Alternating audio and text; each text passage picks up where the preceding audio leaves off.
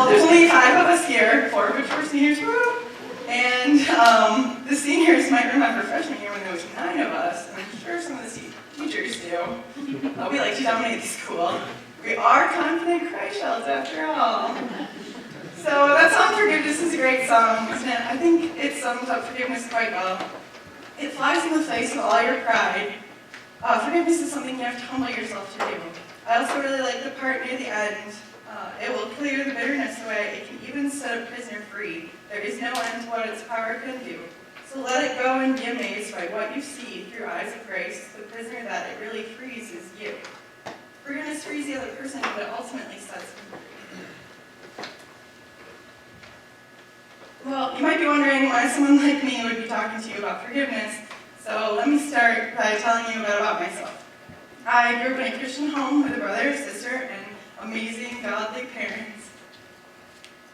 See my picture there? It looks so happy. Right there. We went to church and Sunday school every week. All the kids went to Lansing Christian School. Here are a couple pictures with my brothers over there, and my sister Erin, my brother Joel, and we're big water skiers, so that was a big thing too.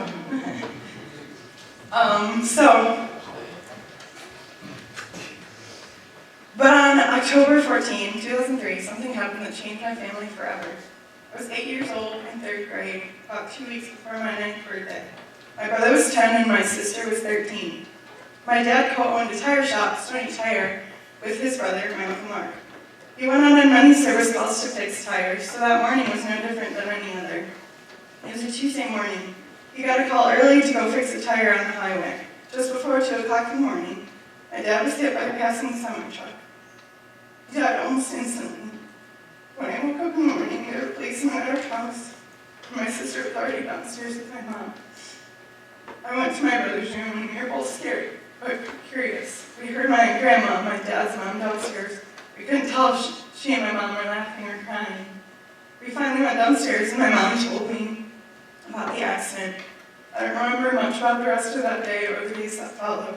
I was so young then, I didn't really understand at the time. I remember wondering why all our family friends were coming to the house and then remembering.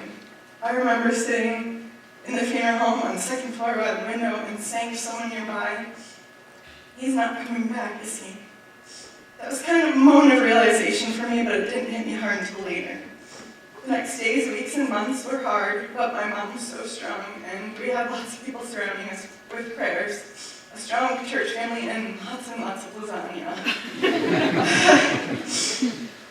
That was the meal to make it then, apparently, because we had so much of it. We were up to our ears in lasagna.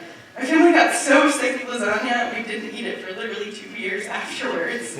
Still really aren't big fans, but I digress.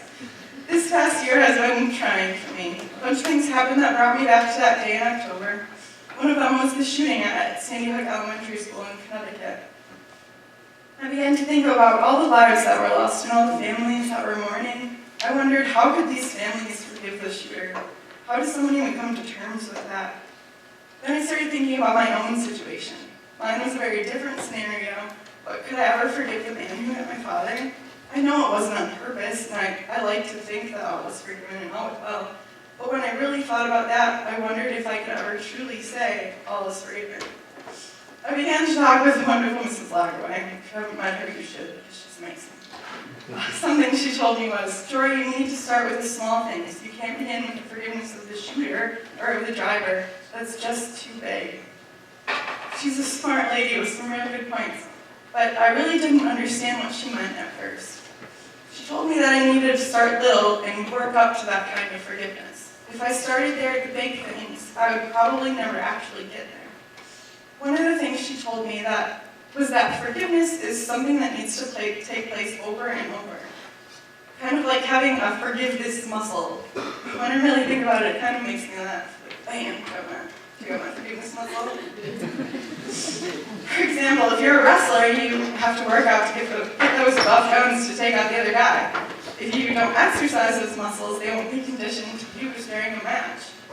If you're a singer or play an instrument, you need to develop those abs to get good resting work. If you're going to run 5K, you have to start easy and condition your muscles until you're able to run. The point is, if you don't exercise your muscles, they will be weak and you'll have a hard time succeeding. This carries over into the idea of forgiveness. We need to use forgiveness and actually put it into practice. And then when something big comes along and threatens to slow you down, you'll be more prepared to use that muscle. We have to keep practicing it and keep conditioning it to be able to use it well. You work out your forgiveness muscle, you can look as good as him.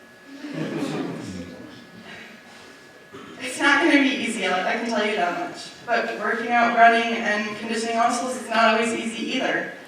Now, when Mrs. Larway talked to me about the idea of the forgiveness muscle, my question was how? Well, she threw out a couple ideas. Maybe you need to forgive the person that cut you off this morning in the road. Maybe you need to forgive the person who chipped your nail at the salon. Maybe you need to forgive the person for your friend for yelling at you or betraying your trust, or maybe you need to forgive yourself first. And Mrs. Larway said something I'll never forget. Maybe you need to forgive your dad for taking that seriously. That had never crossed my mind. I could focus on all the what ifs, but what does that ever come to?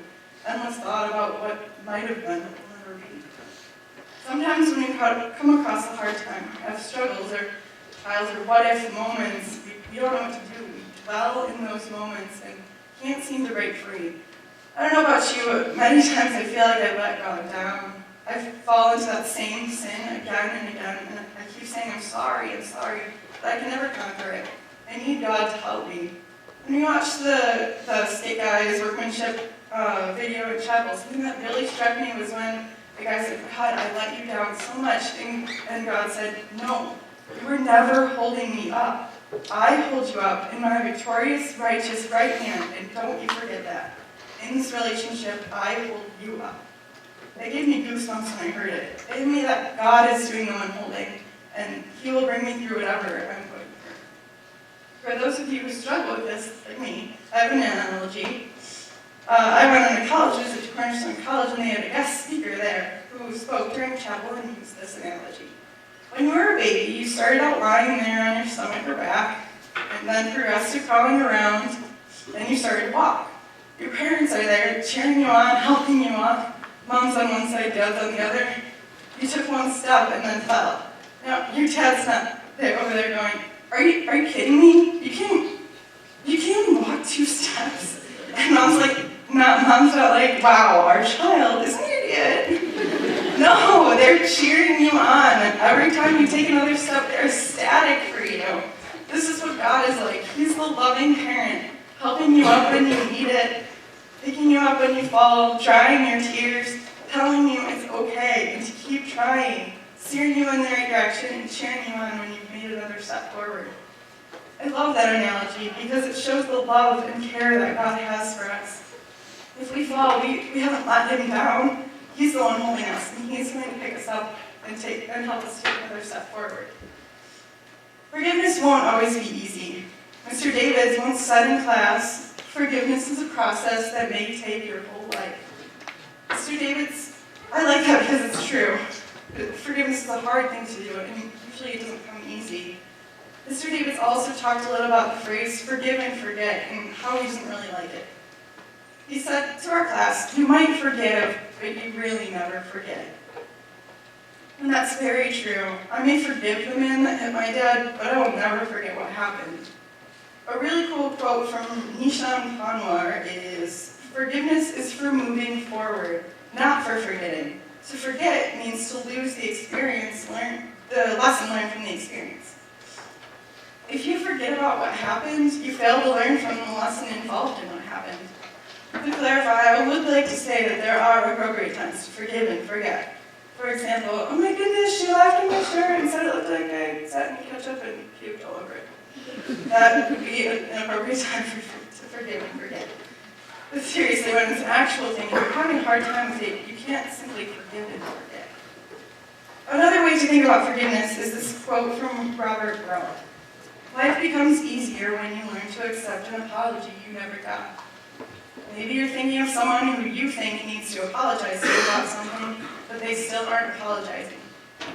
Sometimes you need to forgive and move on. I would encourage you not to hold a grudge. Those are never fun and they usually don't get you anywhere. In addition, if you need to apologize to someone, it can't be a "my bad." It has to be a true and sincere "I'm sorry." Being truly sorry includes an apology, and then, if you are truly sorry, you'll want to show that person that you are sorry. It requires an apology and a desire for forgiveness. We have the responsibility to say, "I was wrong." It's a difficult thing to say, and the sort of person that I am never wants to say those words, but they're necessary for forgiveness. When I was looking at verses on forgiveness, I came across this one in Matthew 18. Then Peter came to Jesus and said, "Lord, how many times shall I forgive my brother or sister who sins against me? Up to 7 times?" Jesus answered, "I tell you, not 7 times, but 77 times." It says in the footnotes, or 70 times 7. Now, I don't know about you, but whenever I heard this passage, I was pictured, "I'm sorry, okay, you're forgiven. Oh, 489 left to go." But I learned that it's not actually like that. But it's more about the idea that you must forgive in full. You can't forgive mostly or 99.9%. God wants total, unlimited forgiveness. Again, it's not going to be easy. Now, when I think of this, I think, wow, total, unlimited forgiveness is impossible. I'm always going to have that nudge of, they did this to me and I didn't deserve it. But that thought brings me to Christ. In the totally opposite way, Christ saved my sins and I didn't deserve it. He forgave me and I sure didn't deserve it. If I got what I deserved, I'd be on my way to hell. All of us would. This would be what Mrs. Lagway chimes in and says, "Speak for yourself." The thing about forgiveness is that we want it from people, but we don't always want to give it. That's when we fail to remember where forgiveness comes from. The Almighty God who gives us not what we deserve, but amazing grace instead. And that's the good news about forgiveness. We get it from God. What we need to do is give it to others in love. I don't know how many of you in here need to forgive someone. Some of you might have to forgive someone for something little or a grudge you've had. Some of you, like me, might have something huge to forgive. I tell you that I'm not sure if I've come to that point yet of total forgiveness. As Mr. David says, it may very well be a process that takes my whole life. The accident happened 10 years ago, but it hit the hardest this year. I can't say that I have everything figured out. I can't say that I'm a great forgiver. And I especially can't say that I'm doing this alone. Family, friends, teachers, pastors, and most of all, God has brought me through this. I can't say it's going to be an effortless, painless, trouble-free, straightforward endeavor. It's going to be complicated and it's going to be difficult. But it won't last and it's worth it. It's still hard for me today. And to help convey my feelings about this, I'm going to sing the song "Wishing You Were Someone Up Here Again." In the song, it even talks about forgiveness and it sums up my feelings quite well.